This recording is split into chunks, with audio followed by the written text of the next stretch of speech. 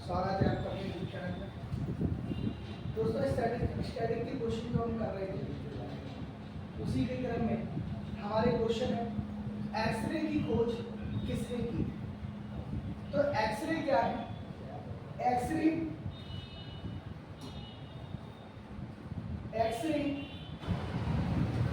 जो रेश होती है, जो किरणें होती हैं, इनकी वेधन क्षमता सर्वाधिक होती है।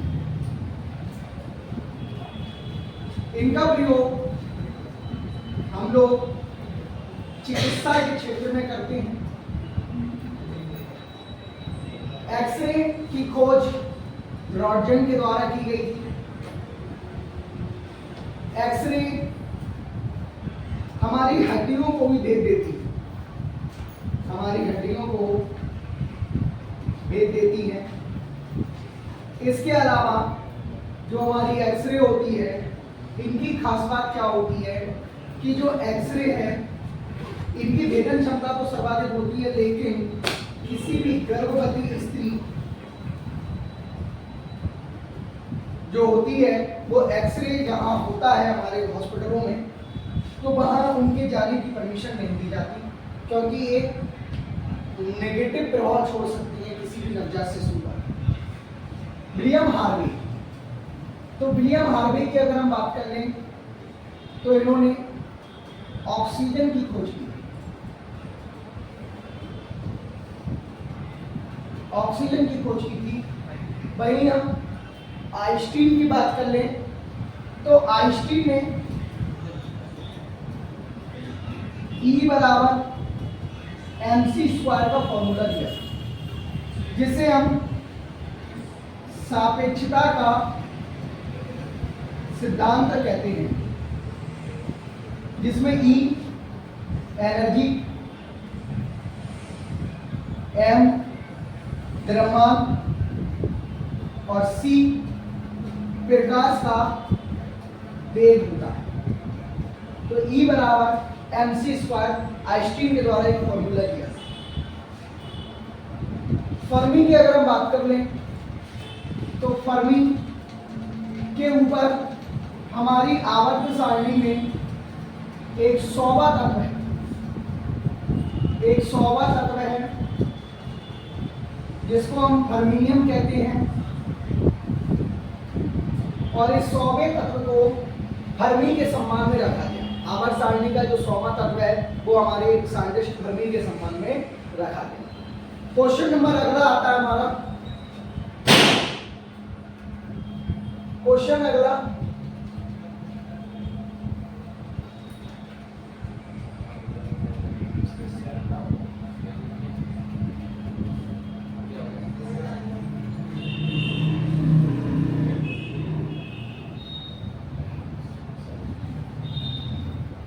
अगला क्वेश्चन है किस महापुरुष का जन्म कटक में हुआ।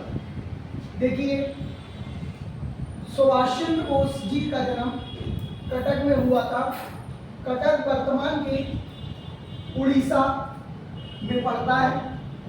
कटक के अंदर नंदनकानन वन है जो टाइगर तथा अन्य जानवरों के लिए प्रसिद्ध है। इसके अलावा एक नंदनकानन एक्सप्रेस भी चलती है, नंदनकानन एक्सप्रेस, जिसका अंतिम पॉइंट जगन्नाथपुरी है, जिसका अंतिम पॉइंट पुरी है, जगन्नाथपुरी। तो नंदनकानन राष्ट्रीय उद्यान कहाँ पर है? उड़ीसा के अंदर स्थित है नंदनकानन। कटक में सुभाष चंद्र बोस जी का जन्म हुआ था। सुभाष चंद्र बोस जी जो है, बोस जी की अगर हम बात कर लें तो बोस जी ने 1938 में कांग्रेस की अध्यक्षता की थी, कांग्रेस की अध्यक्षता की थी, जिसे हम त्रिपुरी अधिवेशन के नाम से जानते हैं, त्रिपुरी अधिवेशन के नाम से जानते हैं। वहीं दूसरी ओर अगर हम बात कर लें 1939 में बोस जी दोबारा कांग्रेस के अध्यक्ष बने, परंतु गांधी जी की एक भावात्मक अपील के कारण, कांग्रेस को इन्होंने कांग्रेस से इन्होंने इस्तीफा दे दिया। कहानी क्या हुई कि गांधी जी ने अपना कैंडिडेट गांधी जी ने अपना कैंडिडेट पट्टाभी सीतारमैया को खड़ा किया और बोस जी खुद खड़े हुए चुनाव में। कांग्रेस में बोस जी को वोट मिलता है और बोस जी दोबारा कांग्रेस के अध्यक्ष बन जाते हैं। तो गांधी जी एक उदास सा चेहरा लेकर कांग्रेस के अधिवेशन में जाते हैं और कहते हैं कि ये पट्टाभी सीतारमैया की हार नहीं, ये मेरी हार है। बोस जी को बात बुरा लगती है, बोस जी कांग्रेस से इस्तीफा दे देते हैं और गांधी अपने कैंडिडेट डॉक्टर राजेंद्र प्रसाद को कांग्रेस का अध्यक्ष बनाते। इसके बाद बोस जी दोबारा से जब अध्यक्ष बने, बोस जी ने इस्तीफा दे दिया, तो बोस जी देश की आजादी की लड़ाई में शुरू से ही लड़ रहे थे। इसी लड़ाई के क्रम में अंग्रेजों ने गिरफ्तार कर लिया, जेल में अनशन पे बैठ गए। अनशन पे बैठने के बाद इन्हें घर में नजरबंद कर दिया, क्योंकि अंग्रेज इस बात से डरे हुए थे कि कहीं अगर बोस जी को जेल में कुछ हो जाए तो अंग्रेज को पता था कि बहुत बड़ी सामत आ जाएगी। इसलिए बोस जी ने दोबारा क्या किया कि बोस जी ने बोस जी को घर में नजरबंद कर दिया और सुभाष चंद्र बोस ने एक अफवाह उड़ा दी कि हम साधु बनने वाले हैं, हम संत बनने वाले हैं। गाड़ी नीचे बढ़ा ली, बढ़ाने के बाद अंग्रेजों ने सोचा साधु बन जाएगा, चला जाएगा, हेडेक खत्म, हम फ्री हो जाएंगे। लेकिन बोस जी के दिमाग में कुछ और चल रहा था। बोस जी जो है वो अफगानिस्तान पाकिस्तान होते हुए अफगानिस्तान के रास्ते सीधे रूस पहुंचते हैं, टर्की ईरान होते हुए सीधे रूस पहुंचते हैं, रूस से जर्मनी, जर्मनी से वो जापान जाते हैं और वहां पे NIA यानी आजाद हिंद फौज का गठन करते हैं। आजाद हिंद फौज को मणिपुर के रास्ते भारत में प्रवेश कराया जाता है। मणिपुर के रास्ते भारत में प्रवेश कराया जाता है, रास्ते भारत में प्रवेश कराया जाता है और भारत की आजादी की लड़ाई की शुरुआत की जाती है। और इसी समय गांधी जी ने 1942 में भारत छोड़ो आंदोलन भी स्टार्ट कर दिया था। तो कहानी ये हुई कि धीमे धीमे क्या होती चली गई कि अंग्रेज पूरी तरीके से फंसते चले गए। तो बोस जी ने आजाद हिंद फौज के गठन के बाद मणिपुर के रास्ते 1942 में भारत छोड़ो आंदोलन गांधी जी ने शुरू किया और इन्होंने अपनी सेना भारत में उतार दी। इससे अंग्रेज बुरी तरीके से पराजित हो गए। एक चीज और आपको बता दें कि इन्होंने हिटलर से साथ लिया था देश की आजादी के लिए। हिटलर को बहुत अच्छा दोस्त मानते थे। कहानी ये हुई कि जब ये हिटलर से मिलने जाते थे तो हिटलर अपने 4 और लोग जो थे वो डुप्लीकेट हुआ करते थे हिटलर के। तो हिटलर ने 4 डुप्लीकेट लोगों को भेजा सबसे पहले बोस जी के पास। तो बोस जी ने जैसे हिटलर ने जब अपने लोगों को भेजा तो उन्होंने कहा हेलो बोस कैसे हो। तो हिटलर ने कहा अच्छा हूँ, असली वाले हिटलर को बुलाओ। ऐसे 4 नकली हिटलरों को बोस ने पहचान लिया। तो 5वीं बार असली वाला हिटलर आया और उसने कहा कि आपने कैसे पहचान लिया, दुनिया पहचान ली बात है कि हम लोग नकली हैं, आपने कैसे पहचान लिया। तो उन्होंने कहा कि दुनिया को झुकाने वाला एक व्यक्ति जिसका नाम एडोल्फ हिटलर है वो कभी खुद से आके हाथ नहीं मिलाएगा, इसलिए मैंने पहचान लिया कि ये ओरिजिनल हिटलर नहीं। तो बोस जी इतने महान व्यक्ति थे, इन्होंने बेटा ICS की परीक्षा पास की। ICS की परीक्षा पास की थी। बोस जी के बारे में कहा जाता है कि इनकी मृत्यु टर्की में प्लेन क्रैश हो गया, उसमें इनकी मृत्यु हो गई। लेकिन सरकार ऐसा नहीं मानती। सरकार आज तक नहीं बता पाई कि बोस जी मरे कैसे हैं। कई लोग ये कहते हैं कि गोरखपुर में गुमनामी बाबा थे, वो सुभाष चंद्र बोस ही थे। तो इसके लिए गांगुली कमेटी बैठी, लेकिन गांगुली कमेटी ने भी जो रिपोर्ट सरकार को दी, सरकार ने उस रिपोर्ट को आज तक जारी नहीं किया। ऐसा क्यों नहीं किया? क्योंकि जब ब्रिटेन ने हमारा देश छोड़ा था तो उन्होंने हमारे सामने एक शर्त रखी कि हमें बोस जिंदा या मुर्दा चाहिए। हमें पता था कि बोस जिंदा है, हमें ये पता था कि बोस जिंदा है, परंतु हमने ब्रिटेन को ये बता दिया कि बोस को प्लेन क्रैश में मारे गए, ठीक है ना। इसलिए बोस को हमने जिंदा या मुर्दा नहीं सौंपा। बोस के बारे में बात कर लेते हैं। तो हमारे देश के प्रधानमंत्री नरेंद्र मोदी ने 23 जनवरी को, जो बोस जी का जन्मदिन होता है, इनका जन्म हुआ था 23 जनवरी को, तो 23 जनवरी को हमारे यहाँ पराक्रम दिवस के रूप में मनाने की बात है, पराक्रम दिवस। वहीं पश्चिम बंगाल के अंदर यही पराक्रम दिवस जो है वो देश नायक दिवस के रूप में मनाया। 23 जनवरी को देश नायक दिवस के रूप में मनाया।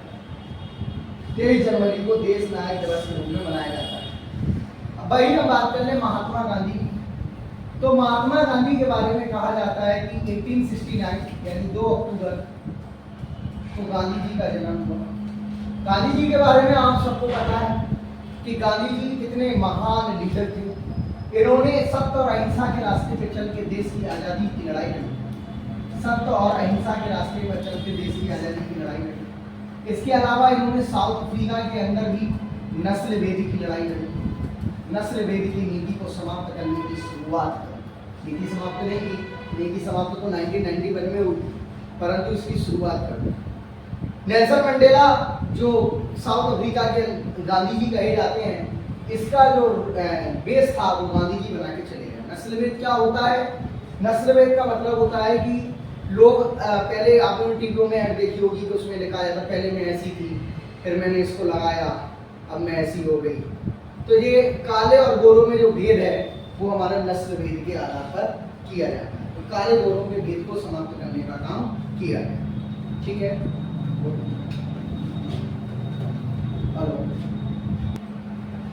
तो इस तरह से नस्ल भेद की नीति को गांधी जी ने समाप्त किया। भगत सिंह, युवाओं के रोल मॉडल भगत सिंह, युवाओं के सबसे बड़े leader Bhagat Singh. Bhagat Singh Hindustan Republican party के जुड़े हुए सदस्य थे। चंद्रशेखर आजाद भी इसी पार्टी से जुड़े हुए थे। भगत सिंह के बारे में कहा जाता है कि इन्होंने सैंडर्स की हत्या की थी। सैंडर्स की हत्या की। सैंडर्स की हत्या इसलिए की कि 1927 में एक साइमन कमीशन भारत आया, जिसका विरोध भगत सिंह के गुरु लाला लाजपत राय कर रहे थे। लाला लाजपत राय विरोध कर रहे थे। इस विरोध के क्रम में लाला लाजपत राय के सिर पर बहुत सारी लाठियां गली और वो खून से लथपथ हो गए। लाला लाजपत राय लाल हो गए। जब हॉस्पिटल में इनसे भगत सिंह पहुंचे मिलने के लिए, तो भगत सिंह ने पूछा किसने मारा, तो इन्हें बताया कि हमें सैंडर्स ने मारा।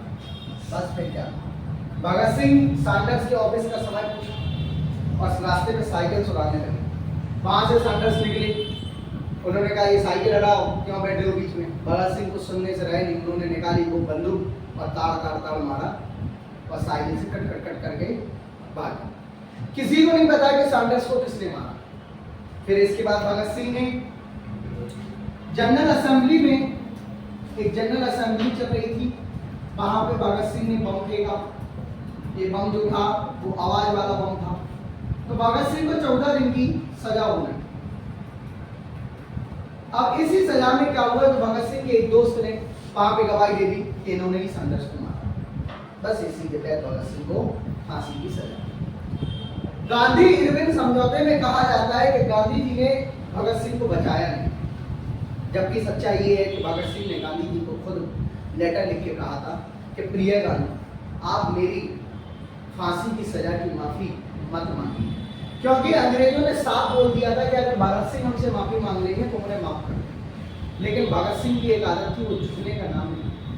अंग्रेजों ने उसे फांसी पे चढ़ा दिया, वो तब भी नहीं झुके। ठीक है ना। भगत सिंह को पता था कि जो काम हम जिंदा रह के नहीं कर सकते, वो काम हमारे मरने के बाद। इसलिए जब भगत सिंह को फांसी हुई, इसके बाद पूरे देश के अंदर आजादी की ज्वाला बढ़ गई, पूरे पंजाब के अंदर आजादी की ज्वाला बढ़ गई।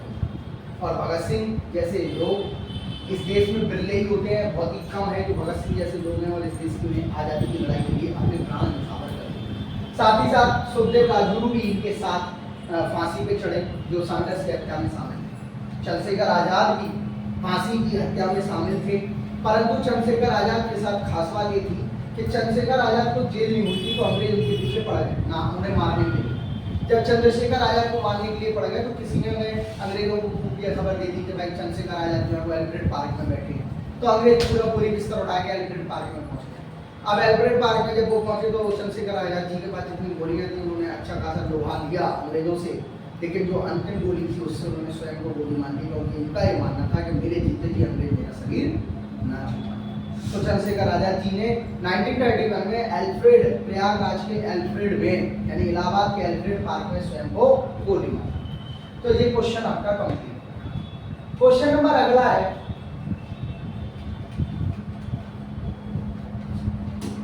क्वेश्चन नंबर अगला है, राष्ट्रीय विरासत पशु कौन सा है? तो आपको बता दें राष्ट्रीय विरासत पशु हमारा है हाथी। हाथी दिवस 12 अगस्त को मनाया जाता है। भारत के अंदर टोटल हाथी जो रिजर्व है, भारत के अंदर एलिफेंट रिजर्व जो है, एलिफेंट रिजर्व उनकी संख्या 33 है। भारत का पहला एलिफेंट रिजर्व जो है, पहला एलिफेंट रिजर्व जो है वो है झारखंड का सिंघभूम। और वही भारत का अंतिम एलिफेंट रिजर्व जो है वो है आपका तराई। अंतिम एलिफेंट रिजर्व जो है वो है तराई। भाई अगर हम बात कर ले एलिफेंट रिजर्व की, तो एक चीज और बता दें कि भारत में वर्ल्ड विरासत पशु इसको 2010 में बनाया था। हाथी की अगर हम बात कर ले तो हाथी में अभी मथुरा के अंदर हाथी चिकित्सालय खुला, जिसमें स्प्रे के आधार पर हाथियों का इलाज किया जाएगा। मथुरा के अंदर हाथी चिकित्सालय खुला।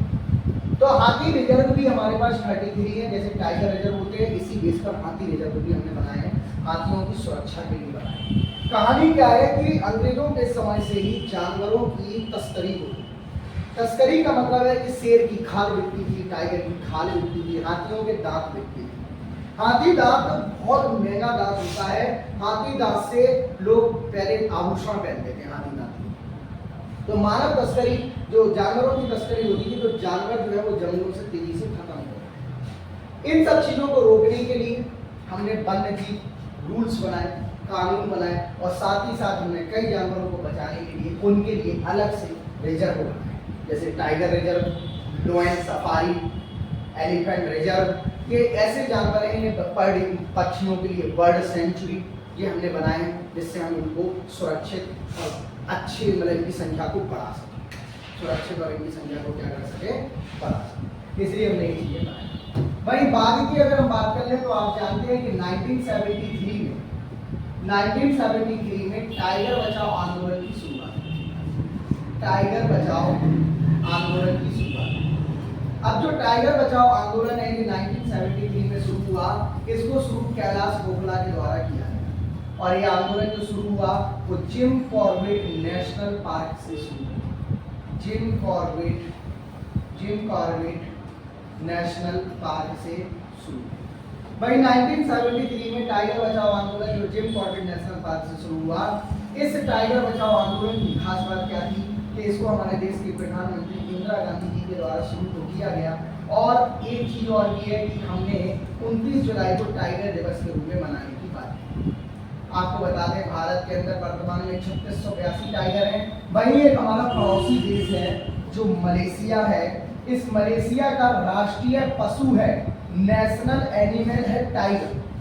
मलेशिया का नेशनल एनिमल है टाइगर, और यहाँ पर केवल 150 ही टाइगर बचे, जिसने अभी हाल में ही मलेशिया ने जो 150 टाइगर बचे हैं, नेशनल एनिमल जो बचे हैं, इसने मलेशिया ने क्या किया, इन्हें लुप्त प्राय प्रजाति में शामिल करा दिया।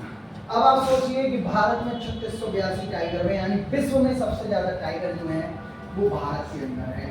भारत के अंदर विश्व के सर्वाधिक टाइगर पाए जाते हैं, वर्ल्ड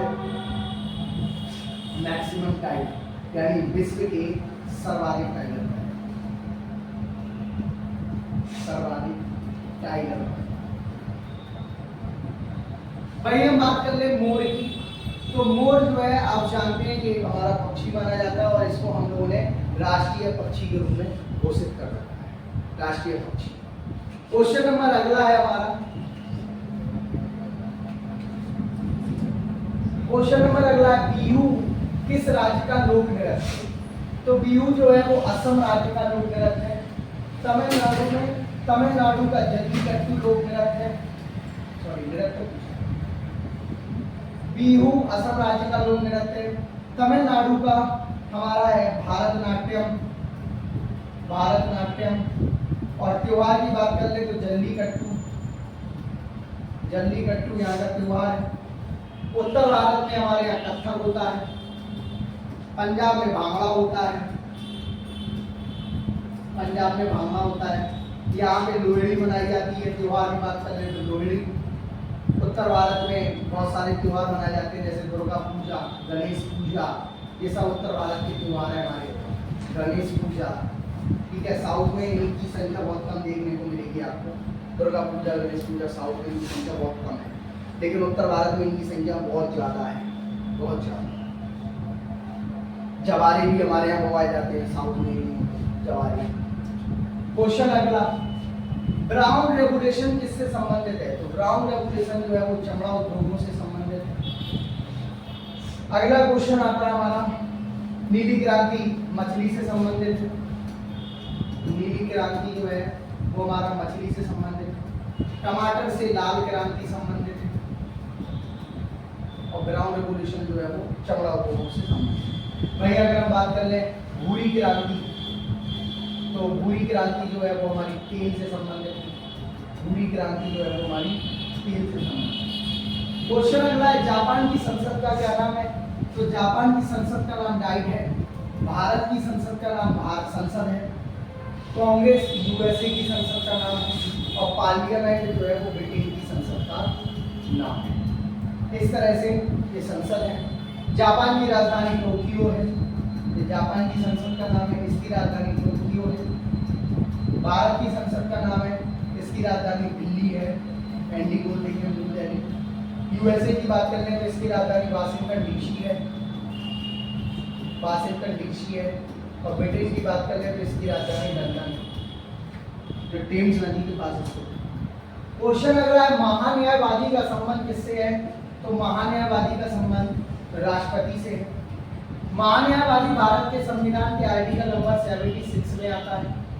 यह सरकार का वकील होता है, सरकार का वकील होता है, जिसका कार्यकाल 3 वर्ष का होता है। कार्यकाल जो है वो 3 वर्ष का होता है। इसके अलावा महान्यायवादी की अगर आगे की बात कर ले तो महान्यायवादी जो है वो सरकार के वकील के साथ साथ इनकी नियुक्ति जो है वो राष्ट्रपति करता है। अगर हम नियुक्ति की बात कर ले तो नियुक्ति जो है वो राष्ट्रपति करता है। महान्यायवादी की अगर हम आगे बात कर ले तो जैसे हम इनके जो उप होते हैं उसे हम सॉलिसिटर जनरल भी कहते हैं, सॉलिसिटर जनरल कहते हैं, लेकिन इसको हम अटॉर्नी जनरल कहते हैं। लेकिन जो उप होता है वो हमारा सॉलिसिटर जनरल कहलाता है। हाईकोर्ट की बात कर ले तो हाईकोर्ट आर्टिकल नंबर 215 में आता है। सुप्रीम कोर्ट आर्टिकल नंबर 124 में आता है। राज्यपाल आर्टिकल नंबर 152 में आता है। राष्ट्रपति आर्टिकल नंबर 52 में आता है। क्वेश्चन अगला, ब्रेक्जिट पर जनमत संग्रह कब हुआ था? तो ब्रेक्जिट पर जनमत संग्रह 2016 में हुआ था। ब्रेक्जिट का मतलब क्या है? तो ब्रेक्जिट का मतलब है ब्रिटेन प्लस एक्जिट। यहाँ से उठाएंगे BRI और यहाँ से उठाएंगे एक्जिट EXIT, तो हो गया ब्रेक्जिट। ब्रेक्जिट यानी ब्रिटेन जो है वो बाहर हो गया। कहाँ से बाहर हो गया? तो आपको बता दें कि 1991 में पूरी दुनिया के अंदर LPG अपनाई गई। LPG का मतलब था लिबरलाइजेशन, अर्थात उदारीकरण। उदारीकरण। P से था प्राइवेटाइजेशन, अर्थात निजीकरण। निजीकरण। और G से मतलब था ग्लोबलाइजेशन, अर्थात उदारवादी। उदार ये तीनों चीजें G का मतलब था ग्लोबलाइजेशन, अर्थात वैश्वीकरण। ये तीनों चीजें हमने अपनाई, यानी पूरी दुनिया में हम लोग सरकार जो है हमारी वो लिबरल हो जाएगी। जो बड़े बड़े व्यापारी व्यापार करने आएंगे उन्हें हम परमिशन देंगे व्यापार करने की, और सारी चीजें हम प्राइवेट कर देंगे, और इसके बाद पूरे विश्व जो है हमारे यहाँ व्यापार करने आ सकते। तो LPG का मतलब ये था, लिबरलाइजेशन, प्राइवेटाइजेशन, और G से था ग्लोबलाइजेशन। यानी संपूर्ण विश्व हमारा गाँव है। इस गांव के उपरांत विश्व की बड़ी बड़ी कंपनियां भारत में व्यापार करने आई। आपको बता दें हमारे यहाँ 1991 में पहली मिस वर्ल्ड आई। उसका रीजन था कि जब पूरी दुनिया में व्यापार करने के रास्ते खोले गए तो हमें माल बेचने वाली चाहिए, इसलिए हमारे पास जो है वो मिस यूनिवर्स आई सबसे पहले सुष्मिता से। क्योंकि अगर पेरिस लॉरियल पेरिस भारत में आती है तो माल बेचने वाली भी तो चाहिए हमें, जो माल बेचेगी लॉरियल पेरिस, इसको लगा डाला तो बाल सफेद हो जाएगा। तो इससे क्या होगा कि भाई जो माल बेचने वाली है हमारी वो कहाँ से आएगी? तो ये सब एक व्यापारीकरण का एक हिसाब किताब था। उदारीकरण, निजीकरण और वैश्वीकरण, ये व्यापार की दृष्टि से सब चीजें देखी गई। तो पूरी दुनिया ने जब व्यापार का ढोल बजाना शुरू कर दिया, पूरी दुनिया ने बड़े बड़े व्यापारियों को समर्थन देना शुरू कर दिया, तो उसी के तहत ब्रिटेन भी यही काम कर रही थी। परंतु 25 साल बाद पता चला कि जो उल्टा दांव पड़ गया, जबकि इसकी शुरुआत जो है वो ब्रिटेन के द्वारा ही की गई थी। यूएसए और ब्रिटेन के द्वारा की गई थी इसकी शुरुआत। एलपीजी की शुरुआत यूएसए और ब्रिटेन ने की थी। यूएसए के राष्ट्रपति थे रीगन साहब और ब्रिटेन की जो महारानी थी वो थी आपकी ब्रिटेन की जो पीएम थी वो थी मार्गरेट थैचर। इन्हों के द्वारा ये शुरू किया गया। मार्गरेट थैचर और रीगन साहब, इन दोनों ने मिलकर सबसे पहले एलपीजी की शुरुआत करी। लेकिन 25 साल बाद ब्रिटेन को पता चला कि ये दांव उल्टा पड़ गया। ब्रिटेन ने सोचा था कि हम व्यापारियों को बड़ा पैसा वाला बना देंगे तो उनका पैसा घट घट के आम पब्लिक तक पहुंचेगा, लेकिन ये दांव उल्टा हो गया। उनका पैसा घट के आम पब्लिक तक नहीं पहुंचा, बल्कि व्यापारी और पैसा वाला बन गया। गरीब आदमी गरीब हो गया, अमीर आदमी और अमीर होता चला गया। तो ब्रिटेन को ये बात बाद में समझ में आई, तो 2016 में ब्रिटेन ने अपने आप को ब्रेक्जिट कर लिया, अर्थात यूरोपीय संघ से उसने अपने आप को हटा लिया। और इसके लिए एक संग्रह हुआ था, एक चुनाव हुआ था, वो कब हुआ था? 2016। क्वेश्चन नंबर अगला आता है हमारा, आरबीआई की रिपोर्ट के अनुसार किस बार डिजिटल पेमेंट में वृद्धि हुई? तो आप जानते हो हमारे देश के प्रधानमंत्री नरेंद्र मोदी जी इस बात पर बहुत जोर दे रहे हैं कि डिजिटल पेमेंट में वृद्धि। और अभी हाल में ही आज से 4 महीने पहले मोदी जी ने इजराइल के प्रधानमंत्री के साथ दिल्ली में एक दुकान पर कुछ खाया था, तो उसका पेमेंट उन्होंने डिजिटल रूप में दिया। यानी ऐसा नहीं है कि मोदी जी ने उसका पेमेंट किया, पेमेंट तो उसके पहले ही पहुँच गया था, वो केवल दिखाने के लिए था। वो केवल एक संकेत था कि जब मोदी जी ऑनलाइन पेमेंट कर सकते हैं तो आप क्यों नहीं कर सकते। तो मोदी जी चाह रहे हैं कि अधिकतर लोग ऑनलाइन पेमेंट पर काम करें, अधिकतर लोग बार कोड लगाएं, अधिकतर लोग ज़्यादा से ज़्यादा पेमेंट ऑनलाइन करें। इससे क्या होगा कि सरकार को पता चल जाएगा कि तुम्हारे पास कितना पैसा है, और फिर सरकार तुम्हारे ऊपर लगाएगी टैक्स। इसलिए क्या है कि सरकार अभी तुमसे फ्री में करेगी, करो फोन पे डिजिटल पे, फिर बाद में धीमे धीमे बताएगी तुम्हें कि कैसे कैसे यूज करोगे। अभी क्या था, इससे पहले हमारे बाप दादाओं ने क्या किया, कैश पैसे बहुत ट्रांसफर कर दिए, हर चीज़ कैश होती थी। तो इससे क्या होगा कि हर चीज़ कैश करी तो सरकार को टैक्स नहीं पहुँचता। अब हमारे पास हर चीज़ ऑनलाइन मिल रही तो सरकार बहुत टैक्स नहीं देती हमसे। तो ये सब चीज़ें क्या है, डिजिटल पेमेंट की वृद्धि करने की वजह से। अगला क्वेश्चन आता है हमारा 10, किस राज्य में पहला परमाणु संयंत्र लगाया गया? तो आपको बता दें महाराष्ट्र में 1969 में तारापुर में पहला परमाणु संयंत्र लगाया गया। ये हमारा पहला परमाणु संयंत्र। तमिलनाडु में 2 परमाणु संयंत्र लगे हैं, एक लगा है हमारा कुडमकुलम और दूसरा लगा है हमारा कलकत्ता। कुडमकुलम की अगर हम बात कर लें तो ये यूएसएसआर के संविधान यूएसएसआर के सहयोग से लगाया गया, यूएसएसआर के सहयोग से लगाया गया। और कलपक्कम की अगर हम बात कर लें तो कलपक्कम जो है इसमें एफबीआर प्रणाली का प्रयोग किया जाता है और इसका नाम इंदिरा गांधी परमाणु संयंत्र है। इंदिरा गांधी परमाणु संयंत्र माना जाता है, इंदिरा गांधी परमाणु संयंत्र माना जाता है। वहीं अगर हम महाराष्ट्र की बात कर लें 1969 में तारापुर के अंदर जो पहला परमाणु संयंत्र लगा था, अच्छा वो महाराष्ट्र में एक ही है। फिर इसके बाद हमारा गुजरात में हमारा है काकड़ापाड़ा परमाणु संयंत्र, तो हमारे पास 4 हो जाते हैं। फिर हमारे पास राजस्थान के अंदर एक परमाणु संयंत्र है जिसका नाम है रावत भाटा। फिर हमारे पास एक यूपी के अंदर परमाणु संयंत्र है जिसका नाम है बुलंदशहर नरौरा में पड़ता है, ये हमारा यूपी के अंदर। इसके बाद हमारा जो लास्ट है वो है हमारा कर्नाटक में हमारा केरला परमाणु संयंत्र। तो हमारे पास 7 परमाणु संयंत्र है और ये सातों के सातों परमाणु संयंत्र आपके सामने देखिए। क्वेश्चन नंबर अगला, क्वेश्चन हमारे कंप्लीट हो गए। तो कैसा लगा दोस्तों आपको हमारा स्टैटिक का 10 क्वेश्चन का जो पर डे हम 10 क्वेश्चन स्टैटिक के लाते हैं, कैसा लगा आपको ये कमेंट बॉक्स में आप जरूर बताएं। चैनल को लाइक, सब्सक्राइब और शेयर करना ना भूलें। आपकी एक शेयर कई लोगों का भविष्य बना सकता है। आप अपने मोबाइल से इसको शेयर मारेंगे तो आप एक पुण्य का काम करेंगे। इसके अलावा आप हमारी टेलीग्राम चैनल के नीचे जो गौरव सर जी के जीएस ग्रुप के नाम से लिखा हुआ है उस पर आप आ सकते हैं, हमारे टेलीग्राम चैनल से जुड़ सकते हैं। साथ में डिस्क्रिप्शन में लिंक दी हुई है, आप उससे भी हमारे टेलीग्राम से जुड़ सकते हैं। तो फटाफट कमेंट करें, वीडियो को लाइक करें, शेयर करें, आप हमसे कांटेक्ट करें। नमस्कार, जय हिंद, जय भारत, जय संविधान। मिलते हैं कल शाम 6 बजे। नमस्कार, जय हिंद।